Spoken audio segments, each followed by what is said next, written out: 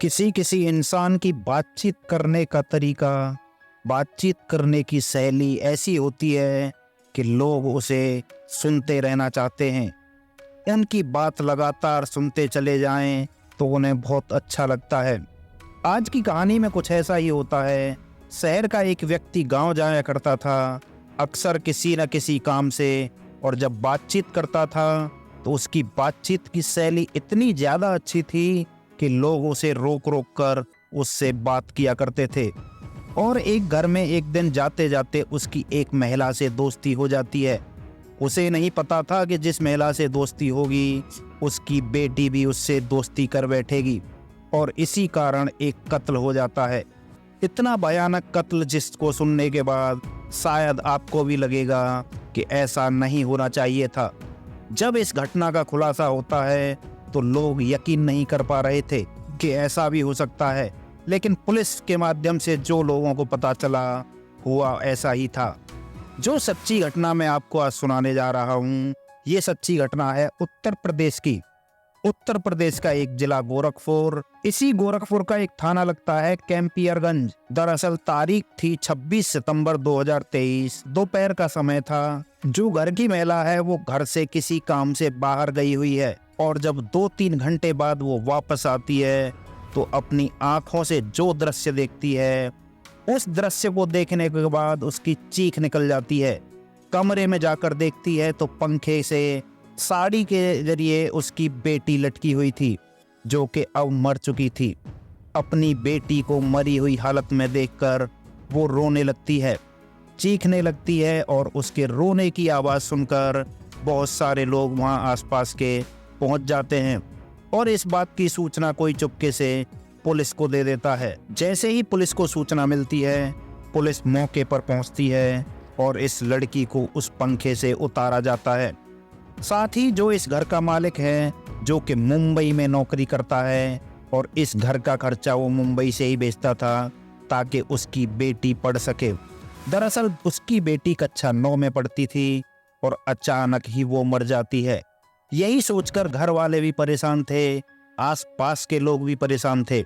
School में पता करते हैं तो वहाँ भी उसका मिजाज बहुत अच्छा था। उसके बहुत सारे दोस्त थे, अपने मन की बातें सबसे शेयर करती थी। लेकिन अचानक से ऐसे कैसे हो सकता है, ऐसे कैसे मर सकती है वो लड़की, यही एक सवाल था। और जैसे उसका बाप मुंबई से घर पहुंचता है, कैंपियरगंज के उस गांव में जब अपनी बेटी को देखता है तो उसका भी रो रो कर बुरा हाल हो जाता है।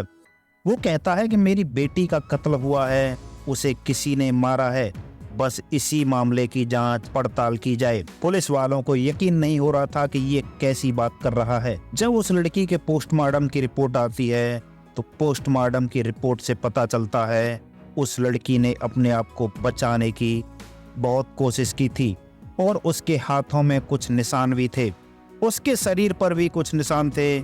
ऐसा लग रहा था जैसे उसको पहले पीटा गया है, तब उसकी गला दबाकर हत्या की गई थी। जब पुलिस की जांच होती है तो जांच करने के बाद पुलिस सबसे पहले इस लड़की के बाप की कॉल डिटेल्स निकाली जाती हैं, जो कि मुंबई में नौकरी करता था। लेकिन उसकी कॉल डिटेल्स सामान्य निकली और उसकी लोकेशन मुंबई पाई जाती है। साथ ही इसकी माँ की जो लोकेशन निकलवाई जाती है तो एक नाम सामने आता है, और वो नाम होता है सुनील गौड़ का। सुनील गौड़ जो कि पीपीगंज का एक ही टोला भरवल इलाका है, वहां का रहने वाला है, और कभी कभार इस गांव में आ जाया करता था।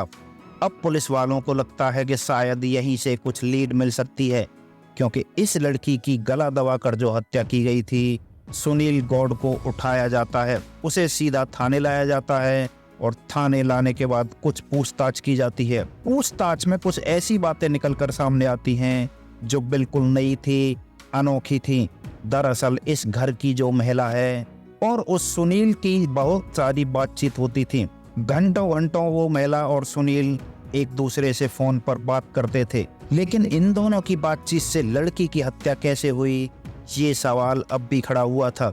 अब उनसे पूछा जाता है कि जो कहानी है तुम अपने आप बताओगे या हम अपने तरीके से पूछें। तब सुनील बताता है कि कुछ महीने पहले वो इस गांव में आया था, अपने पशुओं के लिए भूसा लेने। इसी बीच उसकी इस महिला से बातचीत होने लगती है। तो ये महिला इसकी बातचीत से इतनी ज़्यादा इम्प्रेस होती है कि उसके लिए खाना भी बनाने लगती है और उसे खिलाने लगती है। उसको लग रहा था कि यह व्यक्ति बहुत अच्छे से बातचीत करता है। तभी पुलिस इस महिला को भी हिरासत में ले लेती है और उससे भी पूछताछ शुरू करती है। पूछताछ करने के बाद यही बात सामने आई कि ये भूसा खरीदने आया था और तभी इस महिला को इसकी बातें इतनी अच्छी लगी कि वो उससे प्यार कर बैठती है। उसके बाद आगे पूछा जाता है कि आगे फिर क्या हुआ। तभी इस घर में एक लड़की होती है जो कक्षा 9 में पढ़ती थी, जिसकी उम्र लगभग 15 साल के आसपास थी। जब स्कूल जा रही थी तभी सुनील की नज़र उस लड़की पर पड़ती है और जैसे ही नज़र पड़ी तो उस लड़की ने सुनील से बातचीत करना शुरू कर दिया। सुनील से वो कहती है कि तुम बातें बहुत अच्छी करते हो, ऐसा लगता है कि तुम्हारी बातें लगातार सुनती रहें। अब यहाँ वो लड़की से भी दोस्ती कर बैठता है और जब उसे मौका मिलता था तब उसकी माँ घर पे नहीं होती थी, तब वो जाया करता था और उस लड़की से दोस्ती के बाद फिर उनके नाजायज संबंध बन जाते हैं। अब माँ से भी शारीरिक संबंध थे उस बंदे के और उसकी बेटी से भी थे। वो अब घर पर ऐसे वक्त में जाता था जब बेटी नहीं होती थी या फिर उसकी माँ नहीं होती थी। अब वो व्यक्ति अपने काम में कम ध्यान दे रहा था और गांव में उसका आना जाना बहुत ज़्यादा हो रहा था और लंबे समय से लगातार ये ऐसे ही चलता आ रहा था। माँ और बेटी को बिल्कुल भी इस बात की जानकारी नहीं थी कि एक ही व्यक्ति से दोनों के शारीरिक संबंध बन गए हैं। धीरे धीरे वक्त ऐसे ही आगे बढ़ता है। फिर वो लड़की उस सुनील से कहती है कि मेरे पेट में कुछ बढ़ रहा है, मुझे ऐसा लग रहा है शायद मेरी तबीयत भी खराब रहने लगी है, कहीं मेरा गर्भ तो नहीं ठहर गया।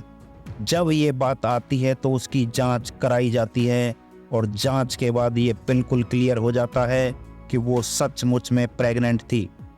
और जब बात प्रेग्नेंट की आती है तब सुनील की सांसें फूल जाती हैं। वो सोचने पर मजबूर होता है।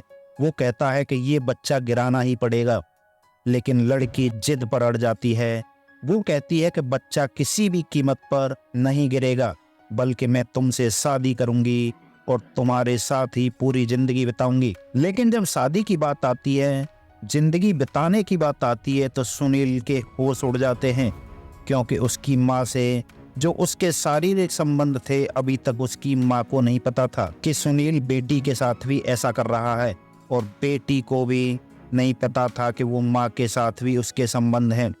तब माँ के साथ जुड़ी हुई कहानी सुनाता है और कहता है कि तुम्हारी माँ को ये पता चलेगा तो उन्हें बहुत दुख होगा। फिर वो बताता है कि दरअसल मेरे तुम्हारी माँ से भी संबंध बने हुए हैं, तो मैं तुमसे शादी नहीं कर सकता। फिर वो उसे एक गोली देता है।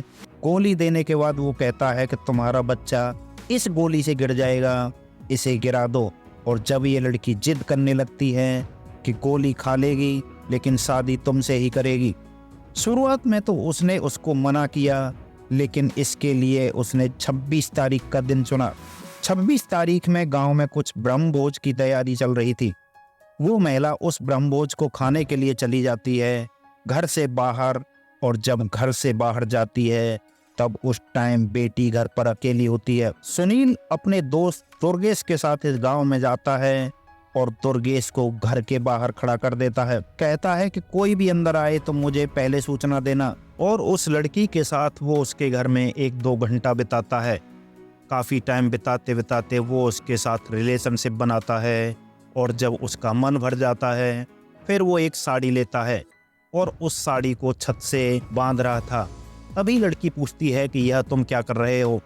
तो वो कहता है कि आज मैं तुम्हारी हत्या करने वाला हूँ और हत्या करने के बाद तुम्हें यहाँ पर लटका दूंगा। लड़की समझ रही थी कि वो मजाक कर रहा है, लेकिन वो मजाक नहीं कर रहा था, बल्कि उसके दिमाग में ऐसा ही चल रहा था। पहले वह उस लड़की के गले को दबाने लगता है। लड़की काफ़ी कोशिश करती है बचने की, हाथ पैर फेंकती है, चिल्लाती है, लेकिन वो उसके गले को लगातार दबाता रहता है। वो उसके गले को जब तक दबाता है जब तक कि उसकी जान नहीं निकल जाती। फिर जब वो लड़की मर जाती है और उस साड़ी से उसको लटका देता है। प्रथम दृश्य देखने पर लग रहा था जैसे लड़की ने खुद ही फांसी दे ली हो, उसने अपनी जीवन लीला खुद ही समाप्त कर ली हो। लेकिन जब माँ वापस घर पे आती है, उस कमरे का दृश्य देखती है, अपनी बेटी को लटका हुआ देखकर माँ की हालत खराब हो जाती है। माँ चीखती चिल्लाती है। फिर वहाँ पर पुलिस आती है, उसका पति भी आता है मुंबई से। इस मामले की जांच पड़ताल सामने होती है। तब माँ को बिल्कुल भी यकीन नहीं हो रहा था कि जिसको वो अपना सबसे खास दोस्त समझ रही थी, जिससे अपने मन की बात, अपने दिल की बात शेयर कर रही थी, वो व्यक्ति ना केवल उसके साथ बल्कि उसकी बेटी के साथ भी ऐसी गंदी हरकत कर रहा था। लेकिन तब तक काफ़ी देर हो जाती है। पुलिस ने जो इस मामले की जांच की तो उसकी माँ का रोल इसमें बिल्कुल भी नहीं था। उसकी इतनी ही लापरवाही थी क्योंकि उसने उस इंसान के साथ शारीरिक संबंध बनाए थे और उससे बातचीत करती थी। लेकिन इसमें उसका दोस्त जो होता है देवेश यादव और सुनील गौड़, इन दोनों का रोल उसकी लड़की की हत्या में होता है, क्योंकि दोनों एक ही जगह के रहने वाले होते हैं। इसके बाद पुलिस ने इन दोनों को गिरफ्तार कर लिया। गिरफ्तार करने के बाद दोनों को जेल भेज दिया। न केवल इसमें एक लड़की की जान चली गई, बल्कि एक घर पूरी तरह से बिखर चुका है। उसका पति भी अब इस महिला को स्वीकार करेगा या नहीं, ये देखने वाली बात है। लेकिन उस महिला ने जो किया, उसकी एक लापरवाही की वजह से पूरा परिवार बिखर गया। दोस्तों, इस पूरे घटनाक्रम को सुनाने का उद्देश्य किसी को परेशान करना नहीं, किसी का दिल दुखाना नहीं, बल्कि आपको जागरूक करना है, आपको सचेत करना है, आपको बताना है कि किसी भी व्यक्ति पर, किसी अनजान व्यक्ति पर उतना ही विश्वास करें, उतना ही उसके नज़दीक जाएं, जिससे कि आपका घर ना बिगड़े। माँ की कितनी लापरवाही रही कि उस व्यक्ति को घर में अंदर आने दिया, और उसकी बेटी भी वैसा ही कर रही थी जैसा कि वो करती थी। और जब तक उसे पता चला, काफ़ी देर हो चुकी थी। दोस्तों, अपना ख्याल रखो, सुरक्षित रहो। मिलते हैं ऐसी ही किसी एक और क्राइम स्टोरी के साथ। तब तक के लिए नमस्कार, बाय बाय।